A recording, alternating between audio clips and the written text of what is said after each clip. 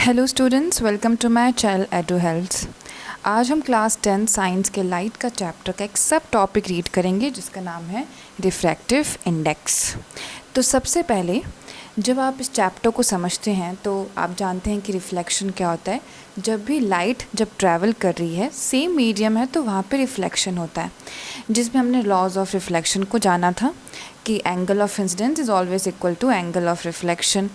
Incident ray, reflected ray and normal ray lie on the same plane. ये सारी चीज़ें हमें पता है। पर हम जब रिफ्रैक्शन की बात करते हैं तो रिफ्रैक्शन क्या है?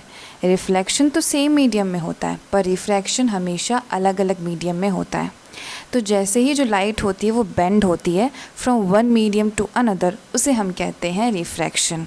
उसी रिफ्रैक्शन की एक प्रॉपर्टी होती है जिसे हम कहते हैं रिफ्रैक्टिव इंडेक्स। ये एक डायमेंशनलेस है, इसकी कोई एसआई यूनिट नहीं होती, इसको डोनेट किया जाता है बाय यू। अब इसकी डेफिनेशन को बहुत ध्यान से समझिएगा। It is the ratio between the speed of light in one medium and the speed of light in another medium. यानी एक मीडियम में स्पीड ऑफ लाइट जो थी वो कैसी थी, और फिर जैसे उसकी बेंडिंग होगी फ्रॉम टू अनदर मीडियम तो वहाँ पे रिफ्रैक्शन होता है और उसको मेजर किया जाता है बाय रिफ्रैक्टिव इंडेक्स। यानी एक मीडियम से जैसे ही स्पीड ऑफ लाइट दूसरी मीडियम पे जाती है। अब यहाँ पे इसको डायमेंशनलेस क्वांटिटी क्यों बोला जाता है? क्योंकि अगर आप देखोगे तो speed of light in one medium भी उसकी एसआई यूनिट क्या होगी? मीटर पर सेकेंड।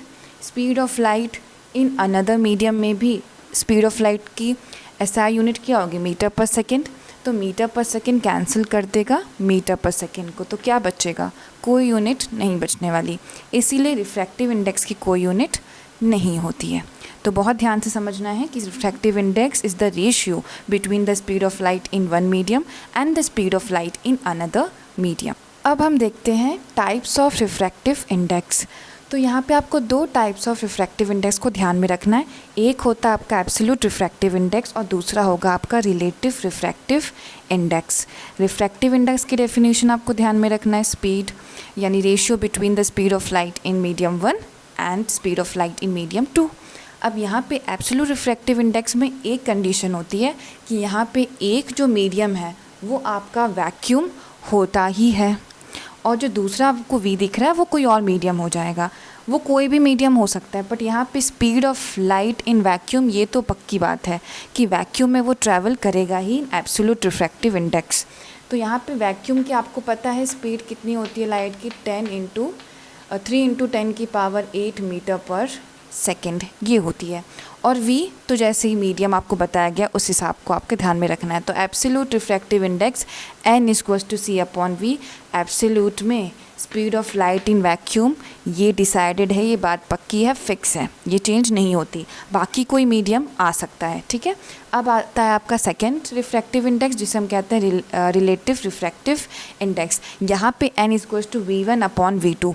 v1 क्या है? Speed of light in in medium 1 and speed of light in medium 2। v1/v2। यहाँ पे मीडियम अलग है, यहाँ पे मीडियम दूसरा है। इसमें क्या था? Vacuum, speed of light in vacuum, ये चीज़ तो यहाँ पे फिक्स थी। बाकी आप देख सकते हो ये चीज़ें इसमें मीडियम चेंज होते रहते हैं। एक और चीज़ आपको ध्यान रखना है, जैसे ही आपको लिखा हुआ होता है n/1। अब ये क्या है? इसका मतलब बस एक ही आपको समझना है, refractive index of medium 2 with respect to 1। यानी इसमें आप रिफ्रैक्टिव इंडेक्स निकाल रहे हैं मीडियम 2 का, किसके संदर्भ में? 1 के संदर्भ में, ठीक है। तो इसे हम क्या बोलते हैं? Speed of light in medium 2 with respect to speed of light in medium 1। इसको ऐसे रीड किया जाता है। तो ये आपको हेल्प करेगा जब आप न्यूमेरिकल्स को सॉल्व करोगे। ऑलराइट, तो ये दो रिफ्रैक्टिव इंडेक्स के आपको ध्यान में रखना है। एक एब्सोल्यूट जिसमें speed of light in vacuum is fix, और रिलेटिव रिफ्रैक्टिव इंडेक्स जिसमें दो अलग अलग मीडियम का रिफ्रैक्टिव इंडेक्स निकाला जाए। तो अब हम देखते हैं refractive index through glass slab. ये हमारा ग्लास स्लैब है ABCD, और इस ग्लास स्लैब से सबसे पहले तो ग्लास स्लैब के बाहर क्या है? एयर मीडियम है, और ये ग्लास स्लैब का एक अलग मीडियम है। तो आप देख सकते हो यहाँ पे एयर एक मीडियम है और यहाँ पे ग्लास दूसरा मीडियम है। और हमें पता है रिफ्रैक्शन दो अलग अलग मीडियम के बीच में ही होता है। तो यहाँ पे जैसे इंसिडेंट रे आता है और यहाँ पे इंसिडेंट रे है, ये नॉर्मल रे है जो आप डॉटेड लाइन देख रहे हो।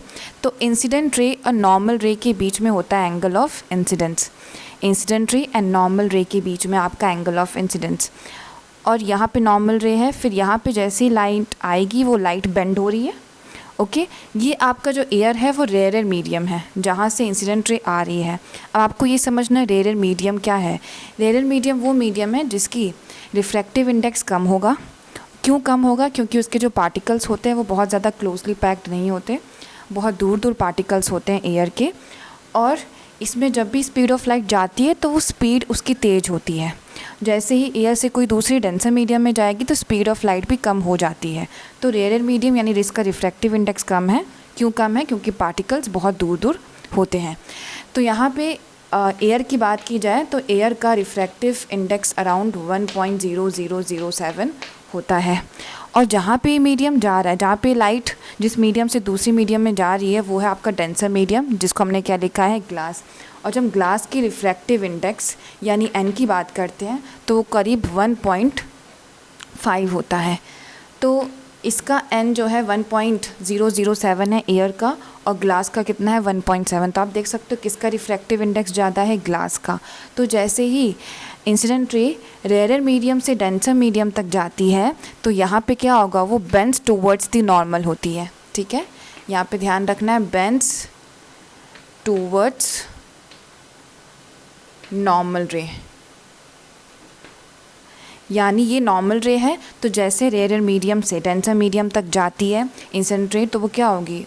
वो रे आपकी बेंड हो जाएगी, बेंड टूवर्ड्स द नॉर्मल रे। वो दूर नहीं है, वो उसकी तरफ आ चुकी है, बेंड टूवर्ड्स द नॉर्मल रे।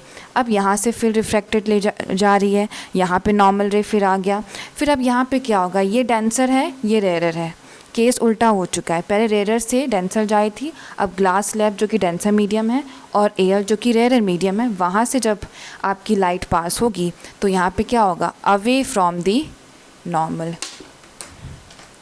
यहाँ पे जो रिफ्रैक्टेड रे होगी, यहाँ पे जो रिफ्रैक्टेड रे है वो क्या हो रही है? Away from the normal. यहाँ पे रिफ्रैक्टेड रे क्या हुई? जब डेंसर से रेयर की तरफ गई तो जो आपकी रिफ्रैक्टेड रे थी वो अवे फ्रॉम द नॉर्मल हो गई। इसे आप इमर्जेंट रे भी कहते हो। ठीक है, तो क्लियर रखना है।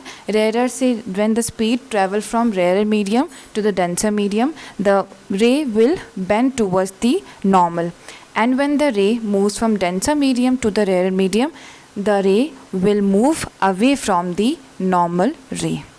All right? और यहाँ पे एयर का रिफ्रैक्टिव इंडेक्स और ग्लास का रिफ्रैक्टिव इंडेक्स भी आपको ध्यान में रखना है।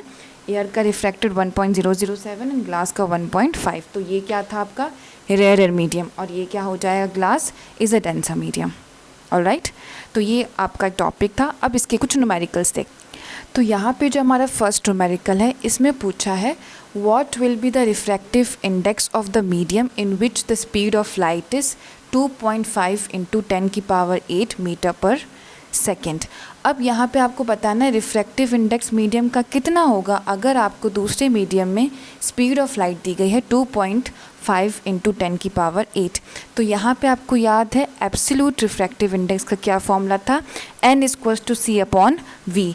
तो यहाँ पे speed of light in vacuum हम रखेंगे 3 इंटू 10 की पावर 8 मीटर पर सेकेंड, क्योंकि हमें कोई तो वैल्यू पता होनी चाहिए। अगर आपको एक वैल्यू दी गई है तो पक्का वो क्वेश्चन एब्सोल्यूट रिफ्रैक्टिव इंडेक्स का, क्योंकि वहाँ पे speed of light in vacuum fix होती है। तो इसको हमने डिवाइड किया 2.5 से 10, ये दोनों जो हैं 10 इंटू की पावर 8 कैंसिल हो गया, बचा 3 अपॉन 2.5, पर यहाँ पे जो डेसिमल है वो हट जाएगा, तो यहाँ पे 30 अपॉन 25 विच इज़ 6 अपॉन 5। तो आपका जो फाइनल आंसर है वो आया 1.2 हो जाएगा refractive index of that medium. अब आते हैं सेकंड क्वेश्चन पे। If the refractive index of water, यहाँ पे आपको वाटर का रिफ्रैक्टिव इंडेक्स दिया गया है 4/3, ग्लास का दिया गया refractive index 3/2, what will be the refractive index of glass with respect to water? यानी कहने का मतलब क्या, रिफ्रैक्टिव इंडेक्स ऑफ ग्लास आप पहले रखोगे with respect to water, refractive index of glass with respect to water। तो यहाँ पे U G देन W आएगा, ठीक है, U G and then W। तो यहाँ पे refractive index of glass with respect to water, तो ग्लास ऊपर और वाटर बाद में, यहाँ पे भी ग्लास पहले देन वाटर बाद में। अगर पूछा जाता refractive index of water with respect to glass, तब आप इसको इंटरचेंज कर सकते थे, पर क्या पूछा है, ग्लास का रिफ्रैक्टिव इंडेक्स पूछा है। तो refractive index of glass upon refractive index of water, तो ये क्वेश्चन में गिवन था 3/2 और रिफ्रैक्टिव इंडेक्स ऑफ वाटर था 4/3। तो यहाँ पे ये आपको मालूम है डिवीजन में आप इसको रेसिप्रोकल करते हो 3/2 इंटू 3/4, तो आपका फाइनल जो रिफ्रैक्टिव इंडेक्स ऑफ ग्लास निकला वो है आपका 9/8 with respect to water. All right, तो ऐसे कुछ न्यूमेरिकल्स हैं जो आप सॉल्व कर सकते हो, आपकी बुक्स में भी हैं। एंड आई होप ये आपको वीडियो समझ में आया होगा। Thank you for watching this video. Thank you so much.